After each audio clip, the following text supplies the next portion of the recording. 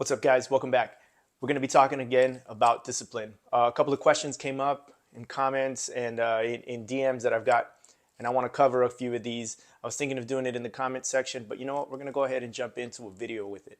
So, first of all, if you're joining us here for the first time, my name is Antonio. I'm the founder of Trinity Life Coach Services, LLC. I'm a certified personal trainer, certified life coach, Reiki practitioner, and a studying astrologer. So I believe in mind, body, and spirit as the full connection to a happy, fulfilled life. And that's what I'm bringing to you. A lot of good information that hopefully you guys can get some benefit from and help you guys reach your goals and live that happier and fulfilled life. So let's jump into it and join me in when we cover these questions and comments that we can add on to the discipline talk we were talking about yesterday. So number one, the first thing that came up was how can I exercise more discipline in other daily routines, right? So notice down here how I have goals and why. The number one thing that will always be the baseline for all this is know your goals and know why that's your goal. If you know, let's say your goal is to lose 10 pounds and you need to lose 10 pounds because of a health related issue and the doctor recommends you need to lose 10 pounds for your health. That's a pretty important why. So that's what's going to motivate us to reach that goal.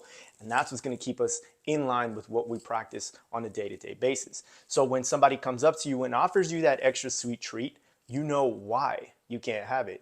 It's not because you don't like it. It's because you have a very strong why as to why you need to say no to it. So having a good why and having a good set foundation of a goal will help you exercise this discipline every day. But another good example is exercising discipline by knowing your own limits, right?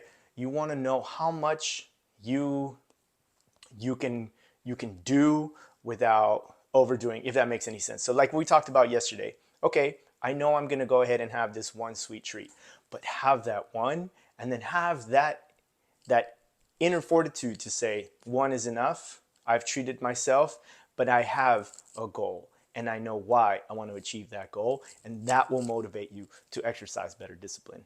Now, if you want to get more into the detailed aspect of this, this would be more of a one-on-one situation depending on what your goal is and what your why is.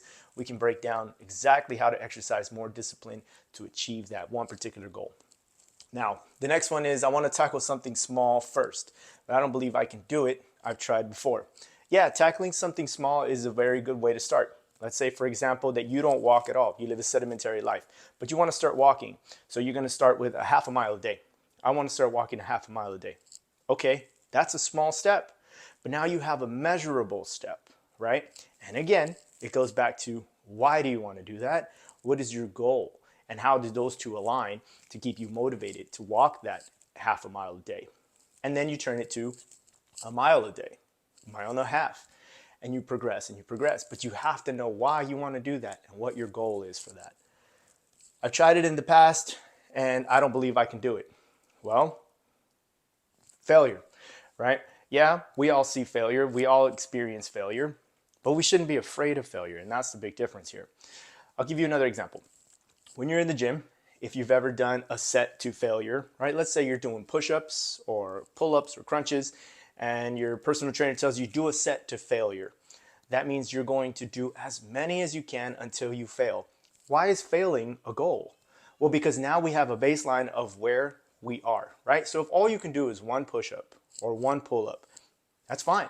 You have a goal, your baseline of where you start, and now you know how to add to it. And now you can progress from there. So we shouldn't be afraid to fail.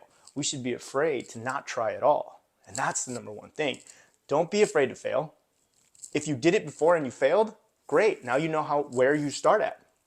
If you've tried to walk and you can only do a quarter mile on the treadmill before you're gassed, that's your baseline. That's your baseline. And that leads us to the next one. How do I observe my baseline and I measure change? Well, again, depending on what your goal is, right? If your goal is to walk that half a mile a day and your baseline is only a quarter mile before you're gassed, that's your baseline. How do you observe the change? Keep doing it. Don't be afraid to fail. Don't be afraid to get tired, to get, exhausted, because that's what we're going for here. That's where you're going to see the change, is by actually putting in the work and going through the ringer. So don't be afraid to fail. That's how you observe your baseline, by failing. Now you know all I can do is 3 pull-ups. Okay, now you have a baseline. How do you work on it to measure change? You keep going. You keep going to failure, and your muscles will in time they'll grow, they'll learn stamina, you'll train your muscles, and you'll be able to measure that change by the amount of pull-ups you do as you progress. Now, this last one here is kind of a tricky one. It's dealing with shame from an accountability partner, right? So an accountability partner is there on your side. You have to remember that. An accountability buddy, accountability partner is there to help you. If this particular person that you chose to be your accountability partner or your buddy is not necessarily motivating you or encouraging you, and all they're doing is shaming you, then that's not an accountability buddy. I hate to say it, that's more like it's more of a jerk, right? And don't be afraid to put up those boundaries and say, hey, you know what? That's not really working for me. I need motivation. I need positivity. I don't need to be shamed, and I don't need, cause I know I'm going to fail. I know I am. That's what I'm going for. I'm exercising to failure so I can get my baseline, so I can measure my change, so that I can progress. I'm not afraid to fail, and I don't like that you're putting me down about it. So this is more of a one-on-one. Know who you're picking as your accountability buddy, number one. You know, pick somebody who's going to motivate you, who's going to be a positive influence to you, and not somebody who's going to put you down and bring you down and bring negativity into what you're trying to do to achieve your goal, right? Because maybe your goal doesn't align with theirs. And that's another thing, is knowing your goal and how to align it with the people around you. That's another video that we can get into later on, is picking the people around you and bringing that elevating your vibration and your positivity to attract the right people around you. Because all of this, when you start doing all of this and you start putting in the work and you start putting in that self-work and self-discipline to grow, you'll attract the right people in your life. So I hope I covered some of these questions from the comments. The last one that I'm going to leave you guys with that I got on the side note was, okay, Tony, so I have the discipline to go to the gym, but I'm new and I don't really know what I'm doing there.